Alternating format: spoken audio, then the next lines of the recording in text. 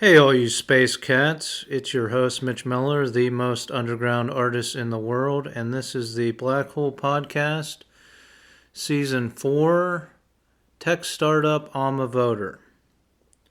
So, I'm going to do a brief update on the Alma Voter platform, and then I'm going to go into some of my other projects just to keep everybody up to speed with what I'm doing. So, I posted 2 social media posts looking for computer science people, preferably University of Pittsburgh students or alumni, to do 2 separate social media platforms.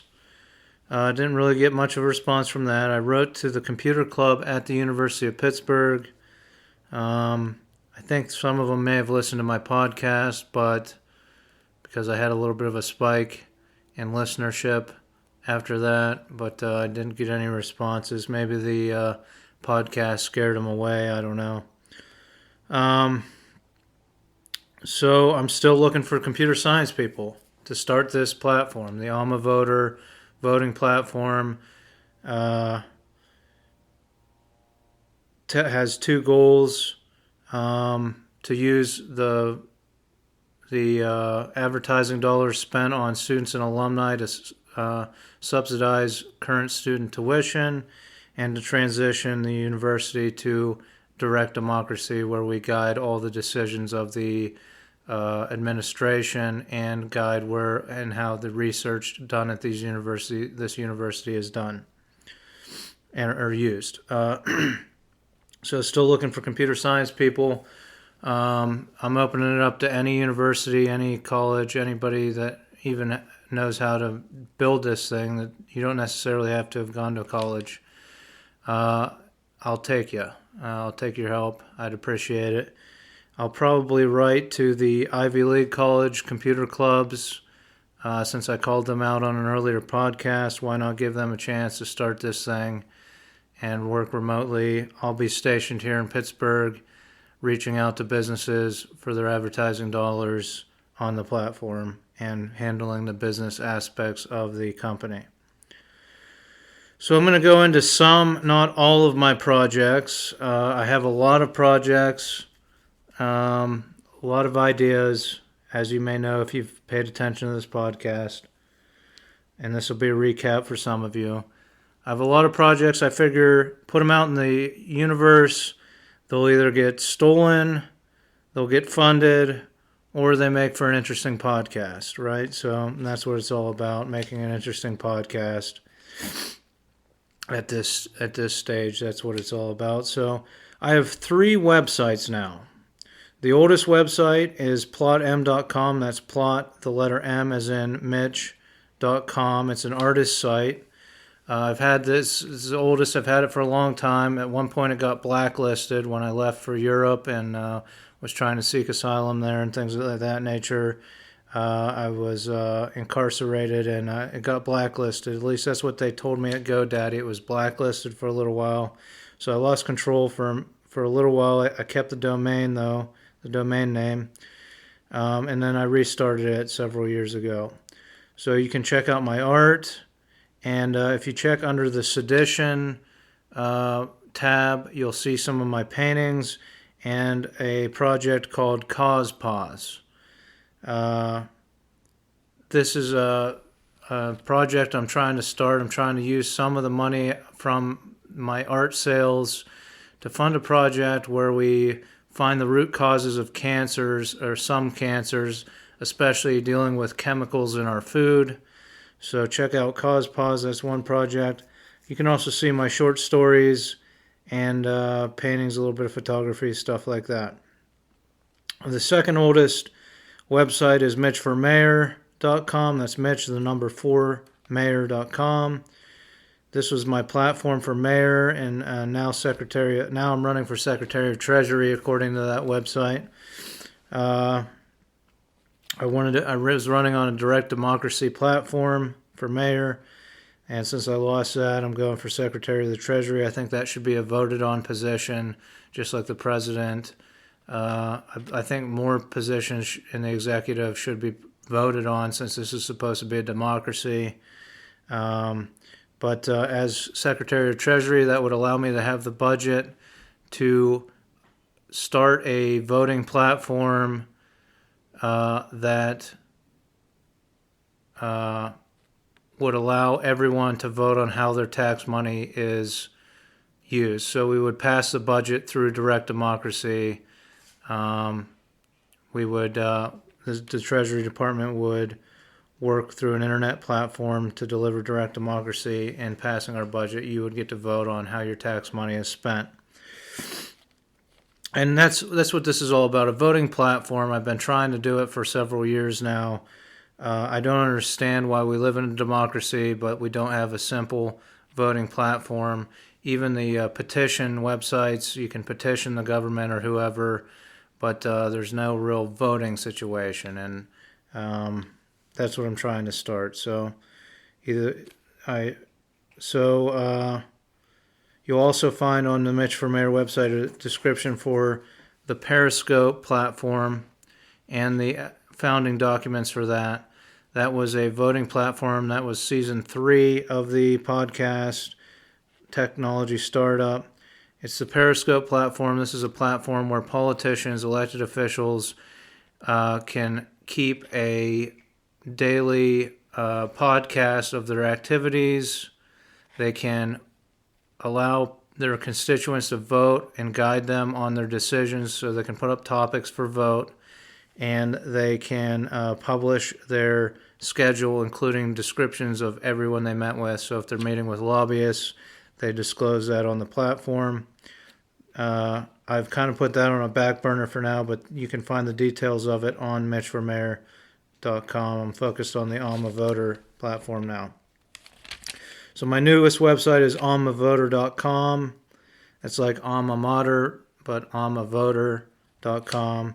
We have 2 goals, which I've gone through already, but to use advertising dollars spent on alumni and students to subsidize current student tuition, and to deliver a direct democracy model to the University of Pittsburgh or your university of choice if you're thinking of starting it. So you can find all the information on that at almavoter.com. So in addition, I am trying to launch a media company. I started this several years ago, about 3 years ago, I think, or 2. It's called Disability TV. I have a psychiatric disability. That doesn't preclude me from getting out hiking, biking, kayaking. So I decided to capture these activities on a GoPro HD camera, and I post those to the Disability TV YouTube channel. So you can search YouTube for Disability TV. Please subscribe. That would be great. And put it on mute and watch nature go by while you're riding your exercise bike or anything like that. So that's the fledgling media company I'm trying to launch. I'm also trying to launch a clothing line called Utica Bee. At Utica Bee, we make the Zen 10 promise. $10 of each garment goes to subsidized clothes for people with disabilities. So I have some t-shirt designs up. I've partnered with the Neon Grouse embroidery shop, screen printing and embroidery shop, to launch this line. And we have some stuff in the mix coming up.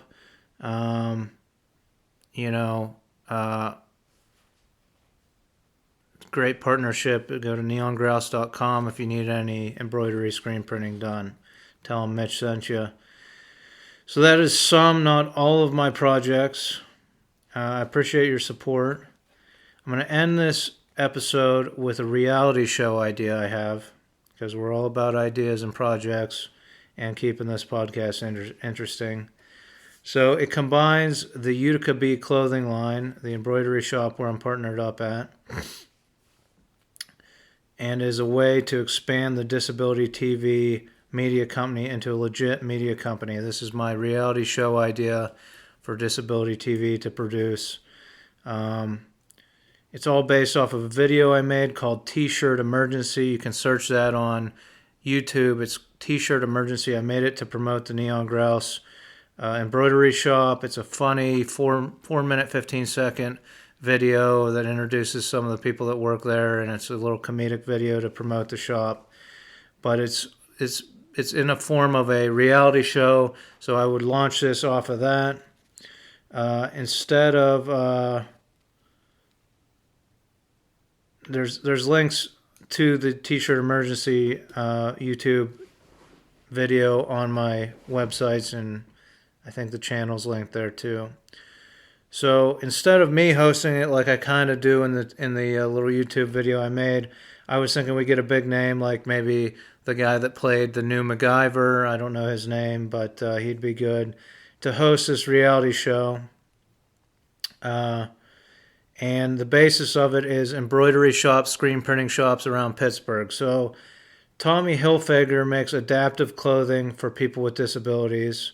So we'll use that designer as an example, but it could be any designer, big name designer. They pick up my newest t-shirt design idea. It's perfect for boating season, perfect for the spring, and they want tens of thousands of shirts made with this design. So it's based out of the Neon Grouse, but we have to subcontract with all of the screen printing and embroidery shops around Pittsburgh.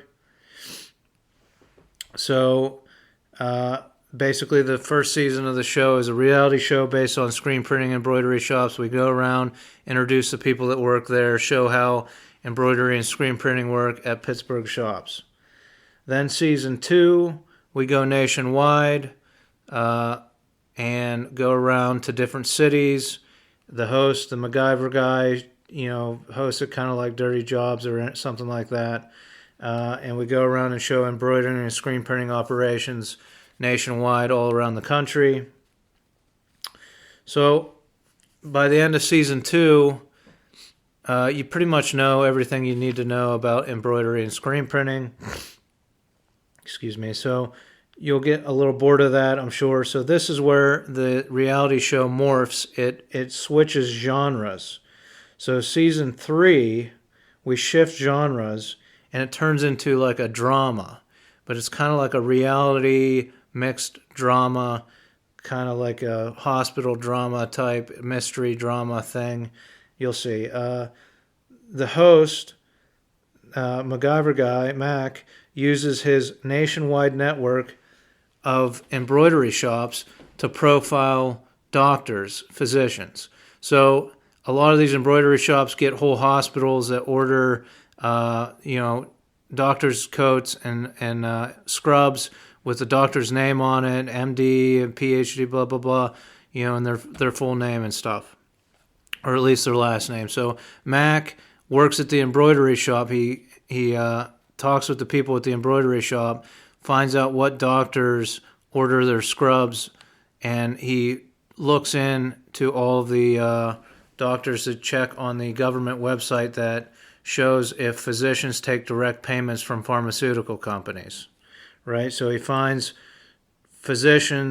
one physician per episode, and you see him figuring out this mystery and profiling the doctor that takes hundreds of thousands of dollars worth of pharmaceutical money per year.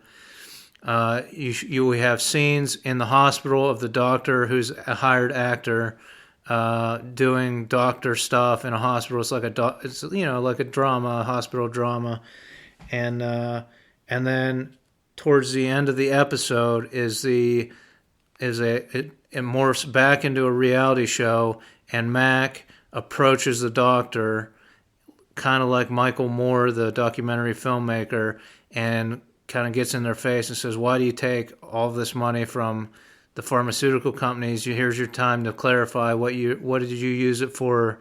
Things like that. So morphs back to reality show. The hired actor doctor, some of them will say, "Hey, I use it to pay for my medical training, my student loans, and to pay for my kids' college. It's expensive, blah, blah, blah." Some of them will say, "I bought a second home and a boat." And that's pretty much the gist of it, though, for season 3. That's all the further I've got. But it starts out, like I said, first 2 seasons, a reality show. Then it morphs into like this weird drama based off of this network of embroidery shops that we built during the reality show portion of it. So that's my idea for a reality show. I thought it'd be interesting to throw it out there. I have other reality show ideas as well that are just as interesting. So let me know if you'd like to see that as a reality show, and maybe Disability TV can get it funded. Thanks for listening. Try to keep it at 15. It's a little over. Thanks for listening, and tune in for the next update on Alma Voter. I'll try to keep it a little bit more on topic. Maybe I'll have written to some of those Ivy League schools by then and gotten some responses. Thanks for listening, and take care.